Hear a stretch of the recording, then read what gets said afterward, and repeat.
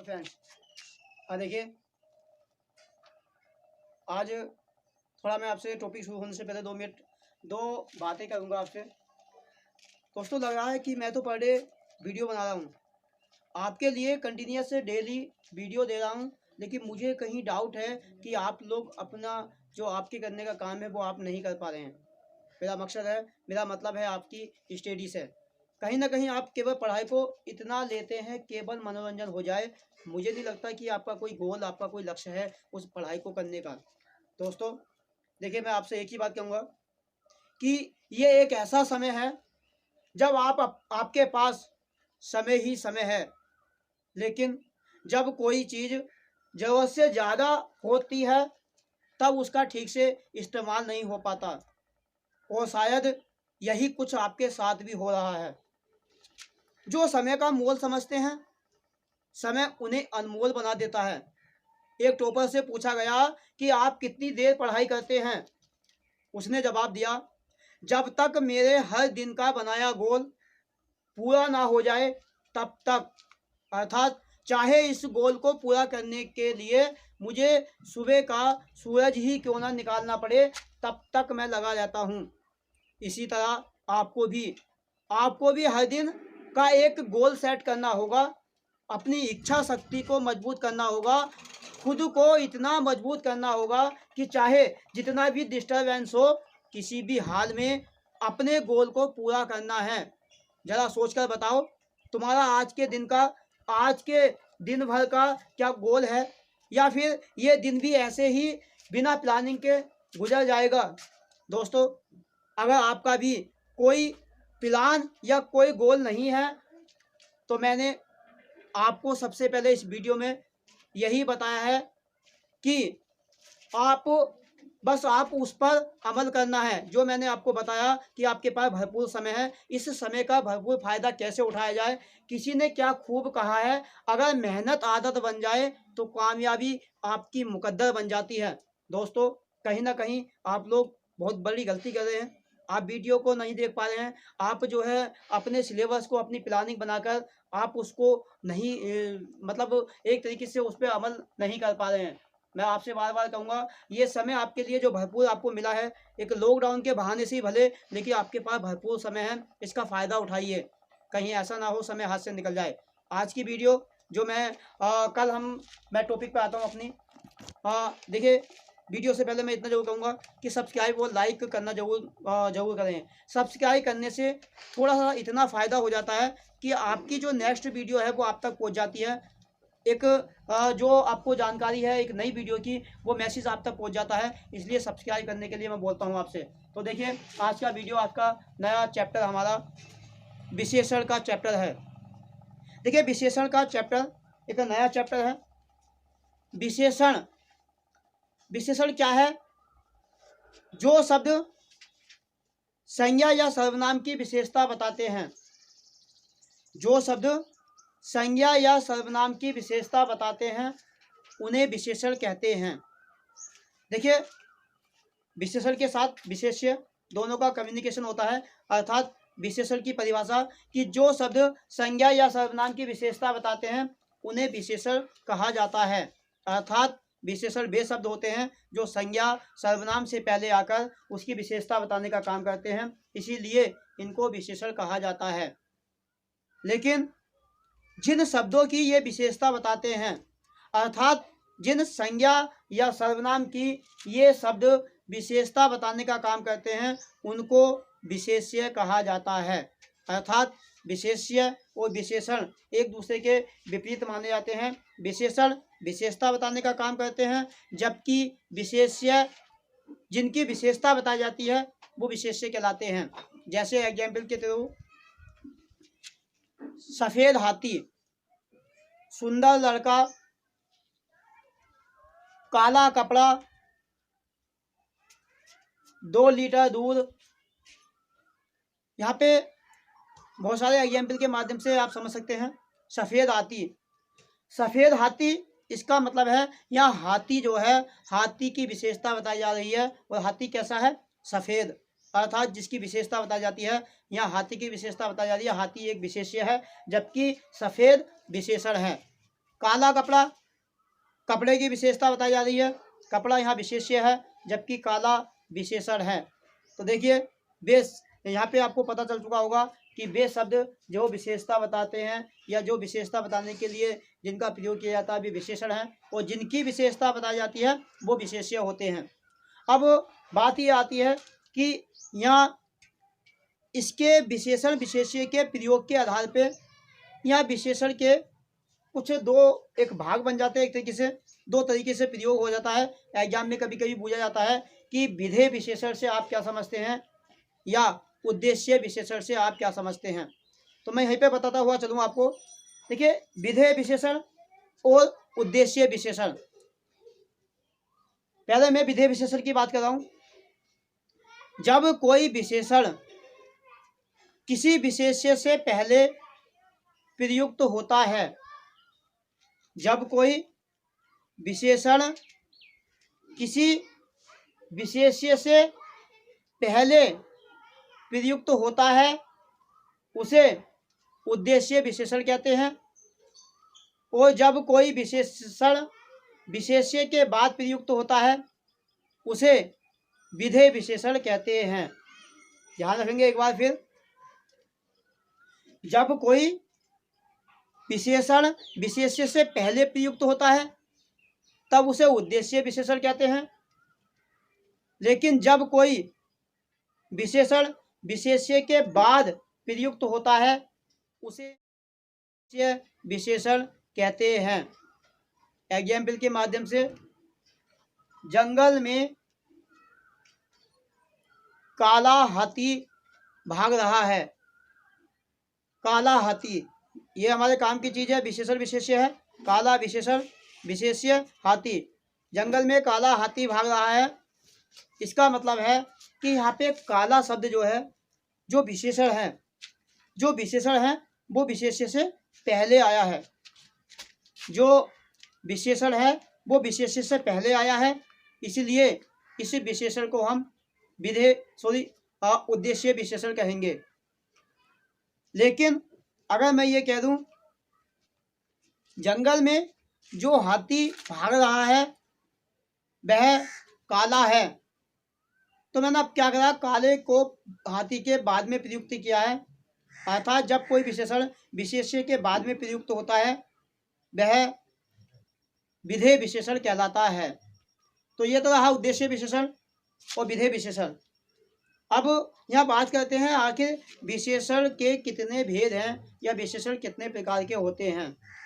ध्यान देंगे, विशेषण देखिए किसी भी वस्तु की विशेषता, चाहे व्यक्ति हो या वस्तु हो, हम उसकी विशेषता या तो संख्या के रूप में बता सकते हैं या परिमाण के रूप में बता सकते हैं। परिमाण किलो, लीटर, मीटर, या क्वालिटी के रूप में बता सकते हैं।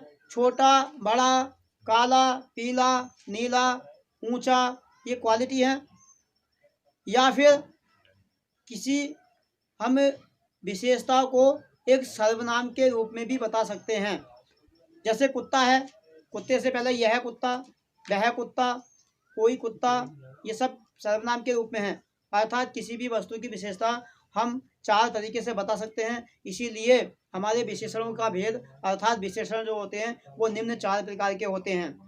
नंबर 1 संख्यावाचक विशेषण, नंबर 2 परिमाणवाचक विशेषण, नंबर 3 गुणवाचक विशेषण, नंबर 4 सार्वनामिक वाचक विशेषण।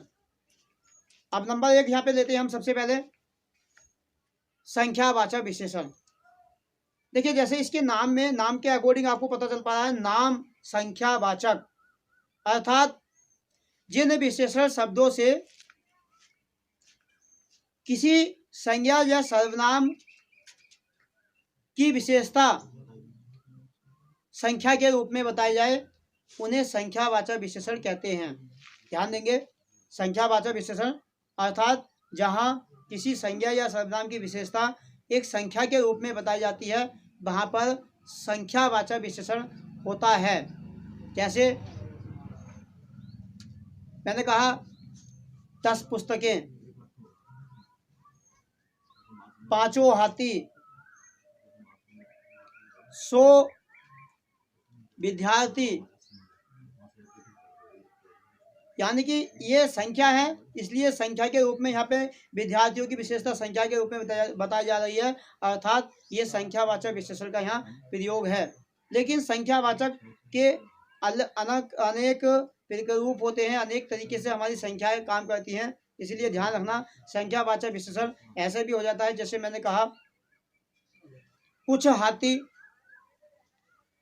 बहुत विद्यार्थी, कम व्यक्ति। अब यहाँ पे पहले 100 विद्यार्थी, अब कम विद्यार्थी, पहले 10 व्यक्ति, अब बहुत व्यक्ति। इसका मतलब है कि यहाँ व्यक्तियों की विशेषता संख्या के रूप में है, लेकिन संख्या जहाँ पर कहीं निश्चित संख्या का ज्ञान है वो कहीं पे अनिश्चित संख्या के रूप में विशेषता है।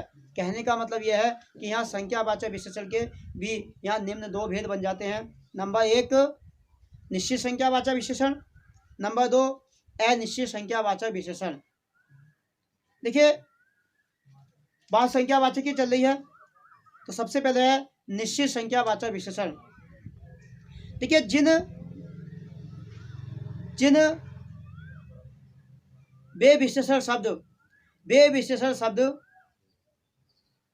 जो एक निश्चित संख्या के रूप में विशेषता बताने का काम करते हैं, वे विशेषण शब्द या वे संख्यावाचक विशेषण जो किसी संज्ञा या सर्वनाम की विशेषता एक निश्चित संख्या के रूप में बताते हैं, उन्हें हम निश्चित संख्यावाचक विशेषण कहते हैं। जैसे एग्जाम्पल मैंने बहुत आपके सामने होते हैं एग्जाम्पल, जैसे 10 लड़के, 100 घोड़े, 5 घर। अब देखिए संख्या ऐसे भी आ जाती है, जैसे पहला व्यक्ति, 5 जानवर, 20 बच्चे। संख्या ऐसे भी हो सकती हैं आपकी, जैसे 2 गुना लोग, 10 गुना धन। इस तरीके से ये हमारी सब संख्या के रूप में विशेषता है। इसीलिए अब ये 10 गुना है, 10 संख्या निश्चित है, 100 गुना है निश्चित है, पहला व्यक्ति दूसरा व्यक्ति, ये पहला दूसरा ये भी निश्चित है, अर्थात ये सब हमारे निश्चित संख्यावाचक विशेषण का काम करेंगे। लेकिन यहाँ पे थोड़ा सा आपको डीपली में जाना है। निश्चित संख्यावाचक विशेषण के भी भेद होते हैं। देखिए निश्चित संख्यावाचक विशेषण के भेद मैं आपको इतना कहूँगा, किताबों के माध्यम से जाएं तो कहीं पे 3, वैसे संख्या तो आपसे कोई पूछेगा नहीं, लेकिन हाँ किताबों के माध्यम से कहीं पे 3 रूप दिखा रखे हैं, कहीं पे 4, कहीं पे 5। मैं आपको बताऊंगा कि यहाँ कम से कम मैं आपको 6 तरीके से बताऊंगा निश्चित संख्यावाचक विशेषण के 6 तरीके से यहाँ पे आपके जो है तरीके से प्रयोग हो सकते हैं निश्चित संख्यावाचक विशेषण। तो सबसे पहले नंबर 1 गणनावाचक विशेषण। ध्यान रखना, अब ये निश्चित संख्यावाचक के भेद चल रहे हैं। नंबर 1 गणनावाचक विशेषण। देखिए गणनावाचक विशेषण में कैसी संख्याएं मिलेंगी आपको, देखिए ध्यान देंगे, केवल ओनली मैं परिभाषा बोल रहा हूँ, आपको ओनली स्क्रीन पे एग्जाम्पलों से समझना है, क्योंकि परिभाषा लिखने से परिभाषा नहीं देखनी है, आपको परिभाषा सुननी है, लेकिन उसको एग्जाम्पल के माध्यम से क्लियर करना है आपको अपना टॉपिक। देखिए गणनावाचक संख्या, वे संख्यावाचक विशेषण जो किसी संज्ञा या सर्वनाम की विशेषता गिनती के रूप में होती है, गणना के रूप में, अर्थात ये वे संख्याएं होती हैं जैसे 1, 2, 3, 4, 5 अर्थात अनंत तक, जहाँ तक ये संख्याएं होती हैं वे आपकी गणनावाचक में आती हैं। एग्जाम्पल के तौर पे मैंने कहा आज की रैली में 500 व्यक्ति थे। अगर मैं ये कहूँ आज घर के फंक्शन में 100 मेहमान थे, तो देखिए 500, 100 ये ऐसी संख्याएं हमारी जो हम गणना करने के लिए इनका इस्तेमाल करते हैं, इसीलिए ये हमारी गणनावाचक में है। तो ध्यान रखना, जैसे 1, 2, 3, 4, 5, 6 अगर ये किसी संज्ञा सर्वनाम से पहले इनका इस्तेमाल होता है तो ये हमारे संख्यावाचक विशेषण का काम करेंगे। संख्यावाचक में निश्चित संख्यावाचक, और निश्चित संख्यावाचक के भी कौन सा भेद में जाएंगे, गणनावाचक में। इसी क्रम में नेक्स्ट नंबर 2 ये आपका नंबर 2 है आपका समूहवाचक विशेषण। देखिए समूहवाचक विशेषण ये कैसी संख्या होती है आपकी, ये ऐसी संख्याएं होती हैं जो समूह होने का ज्ञान कराती हैं। समूह में दो तरीके की संख्याएं आपको देखने मिलेंगी। एक तो मैंने कहा यहाँ पे 50 स्टूडेंट हैं, 50 विद्यार्थी हैं। मैंने कहा आप पांचों विद्यार्थी हटिए, आप दोनों उठिए, आप तीनों उठिए, चारों उठिए। ये मैंने दोनों, तीनों, चारों का क्या क्या बना दिया, एक ग्रुप, एक समूह बना लिया। अर्थात कहीं पे भी आपको ऐसा लगे दोनों, तीनों, चारों, पांचों ऐसे करके संख्या आ जाए, वो आपके समूह का काम करेंगे। लेकिन ये इस टाइप की संख्या 8 तक चलती हैं। जैसे दोनों, तीनों, चारों, पाँचों, 6 भी नहीं बन पाता है, 7 8। उसके बाद इसके अलावा अगर हमें और संख्याओं का ग्रुप बनाना है तो हमें क्या करना पड़ेगा, हमें ऐसे लेना पड़ेगा। अगर 9 है तो 9 नवो तो क्या दे सकते हैं, 9 9। मैं कहूँगा भाई 9 9 स्टूडेंट उठिए। अगर 10 हैं तो 10 को कहना अच्छा नहीं होगा, 10 10 विद्यार्थी। अगर 11 हैं, 11 का समूह बनाना है तो मैं 11 नहीं कहूँगा, 11 11 विद्यार्थी। इसका मतलब है कि दो तरीके से समूहवाचक संख्या आपको सामने मिलेगी एग्जाम्पल के माध्यम से। जैसे मैंने कहा आप पांचों विद्यार्थियों को टेस्ट क्वालिफाई करना है, तो क्या एक संख्या है, अर्थात ये पांचों एक समूहवाचक का काम करेगा, इसलिए ये समूहवाचक विशेषण में आती हैं। तो यहाँ पे हम कह सकते हैं जैसे दोनों, तीनों, चारों, पांचों, डॉट डॉट, आगे 10 10, 11 11, 100 100, 50 50, बहुत ज़्यादा ऐसी संख्याएं आपके सामने समूहवाचक में आएंगी। नेक्स्ट नंबर 3, आव्यक्तिवाचक विशेषण। ध्यान रखना, ये निश्चित संख्या वाचक के भेद चल रहे हैं। आव्यक्तिवाचक, देखिए आव्यक्ति का मतलब होता है बार बार या गुना, इसे कह सकते हैं कई गुना, गुना के रूप में संख्या आती हैं। अर्थात कहीं पे भी संख्यावाचक शब्दों के साथ में गुना शब्द और लग के विशेषता बताई जाए तो समझ लेना वहाँ पे आपका आव्यक्तिवाचक विशेषण होगा। जैसे 10 गुना विद्यार्थी, 5 गुना, 100 गुना, 20 गुना, 50 गुना आदि। जैसे आज कक्षा में कल की अपेक्षा 2 गुना विद्यार्थी अधिक हैं। 2 गुना विद्यार्थी इस दिए हुए रेखांकित शब्द में किस प्रकार का विशेषण है, तो ये निश्चित संख्यावाचक में आपका आव्यक्तिवाचक है। ऐसा ही पिछले वर्ष की अपेक्षा इस वर्ष 10 गुना विद्यार्थी क्वालिफाई हुए हैं। 10 गुना विद्यार्थी, ये आपका 10 गुना, ये आपकी आव्यक्तिवाचक विशेषण का काम करेगा। नेक्स्ट नंबर 4, यहाँ पे नंबर 4 में आपका एक आता है क्रमवाचक विशेषण। देखिए क्रमवाचक विशेषण, जैसे इसके नाम से ही पता चल पा रहा है क्रमवाचक, अर्थात ऐसी वे संख्याएं जो क्रम को दर्शाने का काम करती हैं। अगर किसी संख्या या सर्वनाम की विशेषता उसके क्रम को दर्शाने के लिए किया गया है, ऐसी संख्याओं का प्रयोग किया गया है जो क्रम को दर्शाने का काम करती हैं, तो वे हमारी क्रमवाचक विशेषण में आ जाते हैं। जैसे आपको सामने बोले ये शब्द, ये जो आपकी संख्याएं हैं, कैसा, पहला, दूसरा, तीसरा, चौथा, पांचवा, 2 डॉट आगे तक, ये सारी संख्याएं हमारी क्रमवाचक का काम करती हैं। नेक्स्ट नंबर 5, समुच्चय बोधक विशेषण। देखिए समुच्चय बोधक विशेषण, इसमें कैसी संख्याएं होती हैं, जो ऐसी संख्याएं जो समुच्चय का एक तरीके से ग्रुप बना हुआ होता है। देखिए समूहवाचक अलग है और समुच्चय बोधक अपने में अलग है। समुच्चय में जैसे आपके पास ऐसा वाक्य आ जाए, रमेश ने 2 दर्जन केले खरीदे, यह केले की विशेषता है और केले कितने हैं, 2 दर्जन। ये दर्जन जो होता है ये कैसी संख्या का काम करता है, जो समूह का काम करता है। दर्जन में कितने होते हैं, 12। अर्थात कहीं पे भी 2 दर्जन आ जाए, 2 जोड़ी या 10 दर्जन, 10 जोड़ी, इस टाइप की संख्या अगर आपके सामने आती हैं तो वो आपका समुच्चय बोधक का काम करेगा। नेक्स्ट नंबर 6, अपूर्ण बोधक विशेषण।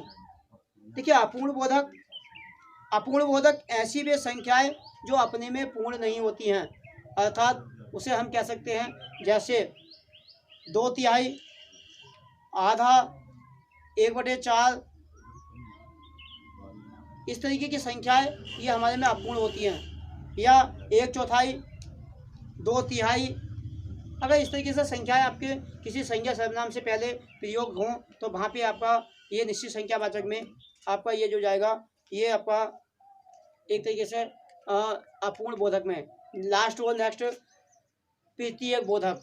देखिए प्रत्येक बोधक में नंबर 7 में प्रत्येक बोधक कहाँ पे होगा आपका, जैसे इसमें ऐसी शब्द आएंगे किसी भी संज्ञा से पहले, जैसे मैंने ले लिया विद्यार्थी, विद्यार्थी से पहले अगर मैं ये यूज कर दूँ प्रत्येक विद्यार्थी, तो यहाँ प्रत्येक शब्द आपका प्रत्येक बोधक में आएगा। या विद्यार्थी से पहले कहूँ हर एक विद्यार्थी, तो ये आपका प्रत्येक बोधक में होगा। अगर मैं ये कह दूँ एकक विद्यार्थी, या मैं ये कह दूँ हर एक, एकक, प्रत्येक, ये सब हमारे जो शब्द हैं ये प्रत्येक बोधक विशेषण का काम करेंगे। तो दोस्तों ये हमारा निश्चित संख्यावाचक के भाग थे। दूसरा नंबर है इसका संख्यावाचक का अनिश्चित संख्यावाचक विशेषण। अनिश्चित संख्यावाचक विशेषण, देखिए इसके कोई भेद नहीं होते हैं। अनिश्चित संख्यावाचक विशेषण में क्या होता है, जिन संज्ञा सर्वनाम की विशेषता किसी अनिश्चित संख्या के रूप में बताई जाती है उन्हें हम अनिश्चित संख्यावाचक विशेषण कहते हैं। और यहाँ पे देखिए गिने चुने कुछ शब्द आते हैं, जैसे कुछ, बहुत, कम, अधिक। हाँ कभी कभी ऐसी संख्या आ जाती है जैसे 20, 30, 50, 100, ये हमारी जो है निश्चित है। कभी कभी ऐसा आ जाता है जैसे मैं ये कहूँ 500 व्यक्ति, ये निश्चित है, लेकिन लगभग 500 व्यक्ति, कहीं पे आ जाए लगभग 100 जानवर, लगभग 10 विद्यार्थी, अगर लगभग आ जाए ये भी आपका अनिश्चित है। कहीं पर कभी कभी ऐसा भी आ जाता है जैसे मैं ये कहूँ ऐसे कहूँ 100 जानवर, तो आपका निश्चित है। लेकिन अगर मैं ये कह दूँ 100-200 जानवर, 12-14 व्यक्ति, 10-20 लोग, ये ऐसी संख्याएं हैं जिनसे अनिश्चित विशेषण का ज्ञान होता है। तो दोस्तों ये हमारा आज का संख्यावाचक विशेषण हुआ है। नेक्स्ट वीडियो में आप देखेंगे तो वह परिमाणवाचक विशेषण। आज के लिए बस केवल इतना, बस। थैंक यू दोस्तों, धन्यवाद।